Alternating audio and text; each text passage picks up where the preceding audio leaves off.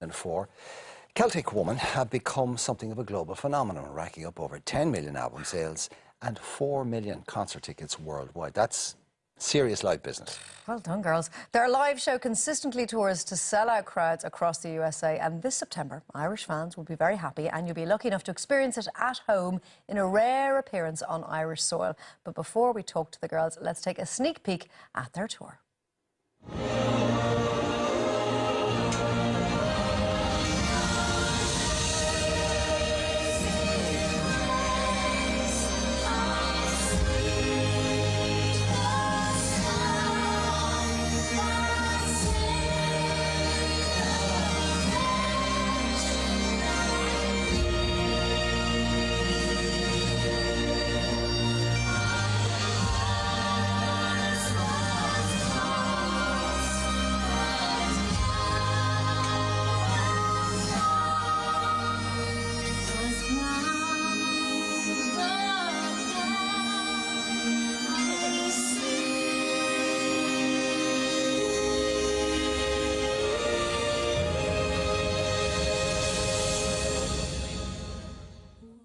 Wowza. That, of course, was Red Rock in Colorado, which effectively was the venue that launched U2.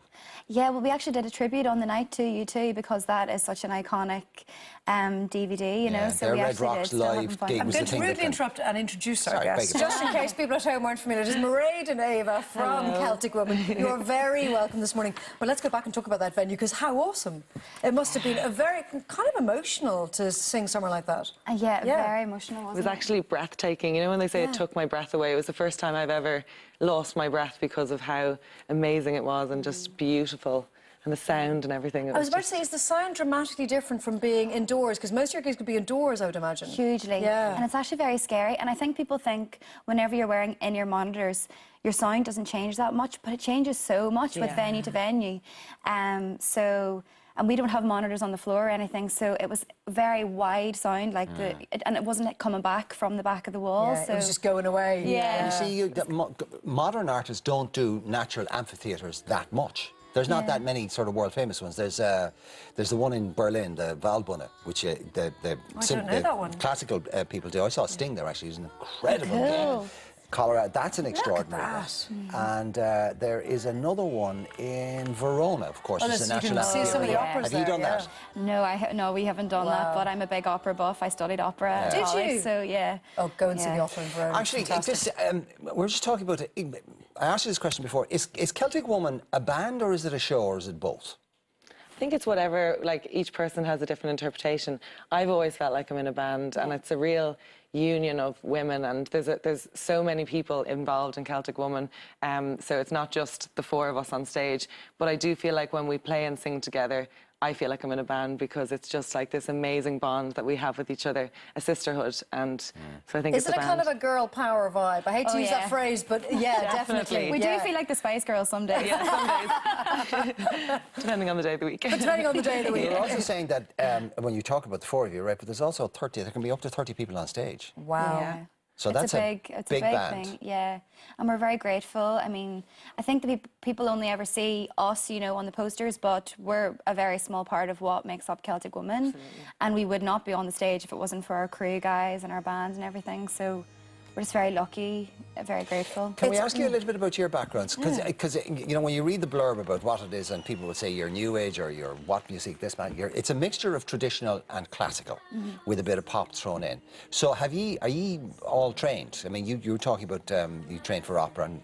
I'm a sean-nós singer. I came from singing Irish music, so I did the Flacchios and the Oireachtas and all that growing up, and spoke Irish growing up, so that would be my background. But so you've been doing that since you were what? Like six? Wow. But I'm not trained, like, you know, classically or anything. It's just traditional. So, Mairead, are you classically trained? I am, yeah. I studied opera at in London, at a conservatory in London. So, wow. And weirdly, I didn't want to do that. I just knew I wanted to be a singer, and I went because I got the place, and I found myself going, I want to learn, and I wanted to learn how to use my voice in a healthy way. So I stuck it out, but it was never my kind of ambition to be an opera singer. But I mean, you didn't lick it off the stones either, because your dad was in show bands. He was. The cool dude. He was a bass player. So was my father. Ah, no way. There you go, yeah. Well, rhythm is king. Don't mind the lead guitar players. Yeah, it's all about the bass. Rhythm is where it's at. Actually, speaking of which, you come from a trained background, classical background. You come from a traditional background. Yeah. When you're working together, and you would obviously have very different approaches and you would have learned in very different ways, do you go to Eabha and say, how the hell did you do that? Her ornaments, I don't know how, I mean... Explain that. I was about to say, ornamentation. As a non-muso, what does that mean? I've said that before. An old teacher of mine, I was learning something and she was like, you stole those ornaments. And my mum thought she was saying that I had stolen someone's ornaments. Yeah.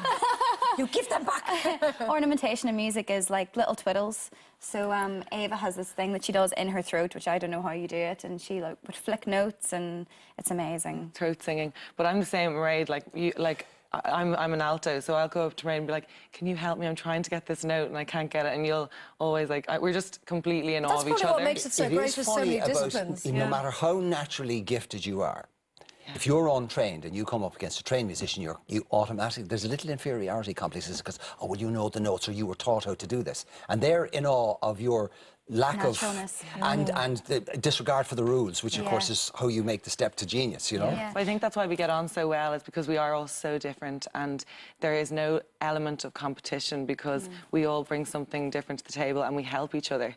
And if there's ever anything you can't do or you're finding difficult, or you always have someone beside you going, okay, this is how you do it, you know. And guys, I must say, you are giving someone a chance to perform with you. Yeah. Which I think viewers at home, their ears have just perked up even more.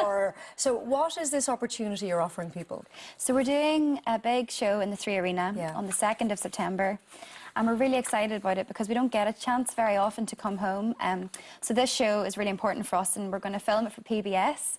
So we're offering... Which is a big deal. Huge. Yeah. I mean, it's what launched Celtic Woman in the beginning. You know, PBS is our home. Yeah. So we are offering one lucky singer, male or female. It's open over the age of 14 to send in anything, and we really want to stress that we are not looking for a classical singer, or we want someone just do them. So sing a pop song, sing whatever you want, your own material. And they're going to perform with us on the night, and they're going to be on the DVD for So to enter, what they need to do is they need to upload a video, and what they can if they go to Celtic Woman, myAuditionStage.com. They'll get more details of it there, but there's backing tracks on that as well if they want to pick one of those. If they want, we just put that up there just as a kind of, just to help people in case you know. Now, and by the way, they don't have to do fancy, they don't have to go to a studio to do this. They can do it on their smartphone, do it on digital camera. I mean, these days, there's kids of 5 are uploading stuff onto YouTube and all the rest, so it's not a big deal. So but not only are they going to perform on the night, they're going to be on the DVD. Yeah. It's huge. So it's, for any Irish singer, any Irish, what a it's platform. just such a massive platform. Yeah. And before... I joined Celtic Woman, I remember really looking in Ireland for a competition that would let me be on stage in front of people to really perform, because a lot of competitions, might have 10 or 15 people, but this is a 3 Arena. It's amazing for any young person or of any age to come and showcase their talent, on an Irish stage. Wow. Are tickets on sale yet for the gigs in 3 Arena? They are. Okay, they're going to fly out the gap though. Because you're not home that much, are you? No. Yeah. How many weeks a year would you be on the road? Like 8 months. Yeah. Wow. Yeah. You see, that sounds great. And it's nice hotels, but after a while they begin to be the same. And when you're doing, particularly, and you're playing to a largely Irish audience as well over there. I mean, there are huge numbers of Irish Americans coming to you. Is homesickness a problem? Not really. I think the reason why we don't get homesick that much is because we're so close. Yeah. So like sisters. If we didn't have each other, then I think it would be much more difficult. Is there a song in the set that breaks your heart? Yeah. Oh, Danny Boy. Every night. Really? For you as well? Yeah. Danny Boy? Yeah. It's so stripped back and it's at that moment, it's just us on stage. There's no bells, whistles, there's nothing. It's just powerful, 4 honest performance, singers and Tara and the That's fiddle. not a song you can get wrong either. You know the way we toss Danny Boy out as if Usher anybody, everybody in Ireland can sing Danny Boy. I know.